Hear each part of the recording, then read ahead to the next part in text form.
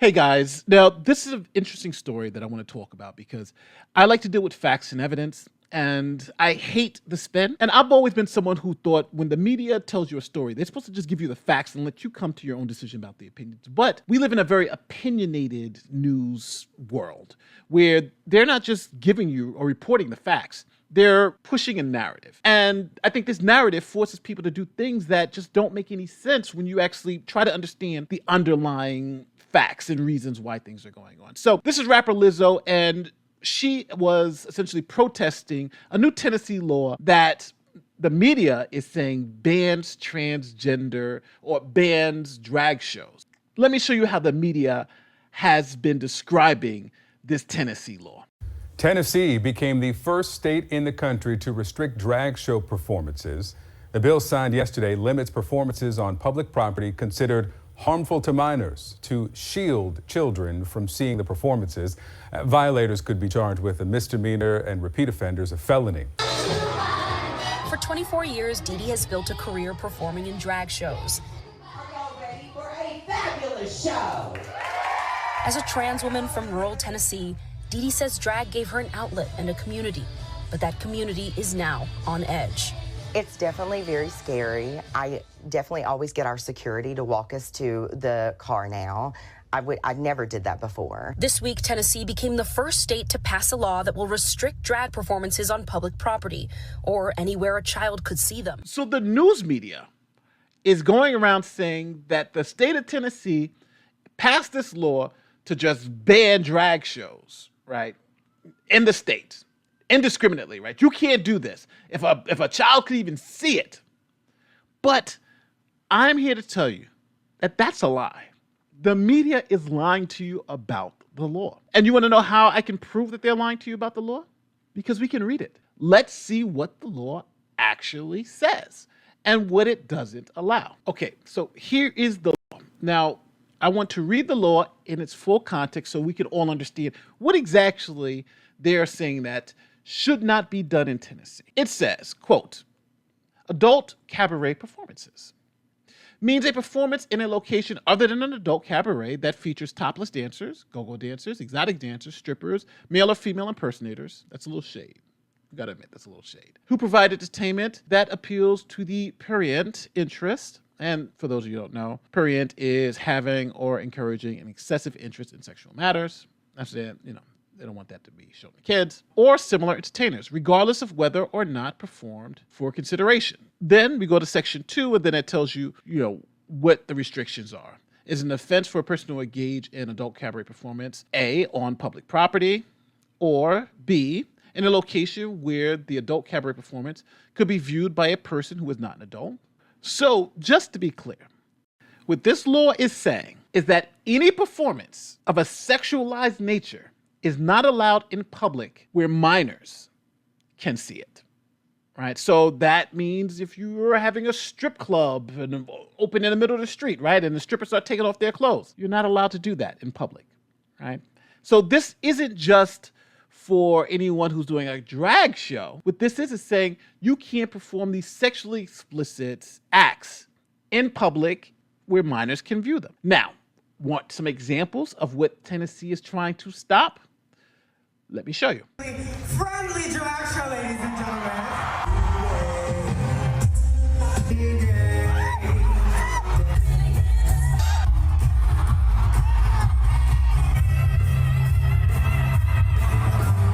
Are you confused yet?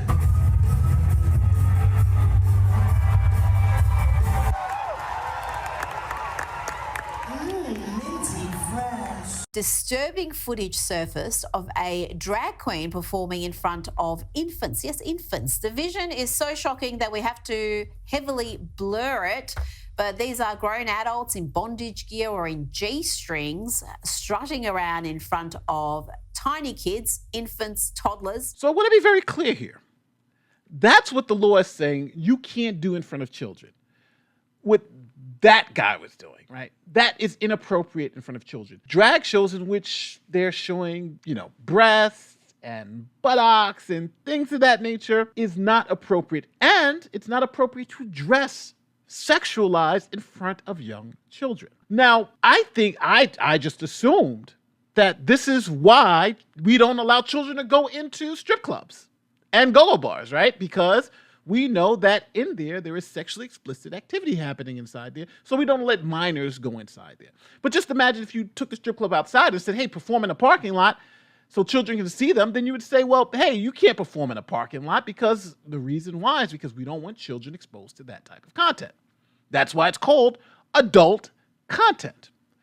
But the news media has been so focused on making it seem like this is something about discrimination. It doesn't even say drag in the bill, but they want to make it seem like it's so discriminatory that essentially Tennessee has banned all drag performances, which is not true at all. You can still have drag performances in front of children. They just can't be sexually explicit. And the media is lying to you and saying, well, no. They're banning all drag because the media, essentially to me, this is my opinion, wants to allow over-sexualized drag performances like this. Strutting around in front of tiny kids. In front of children.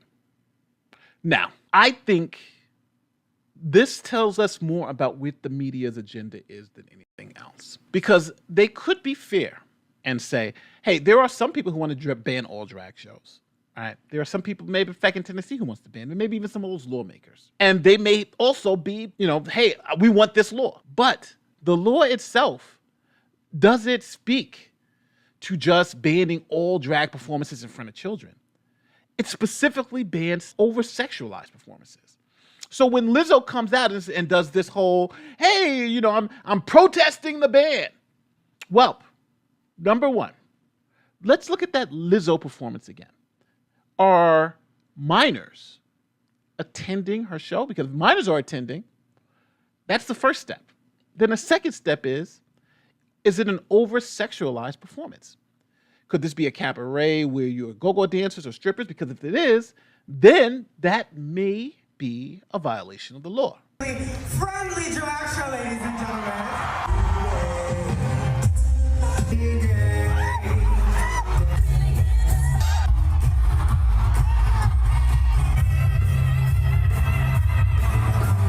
Are you confused yet?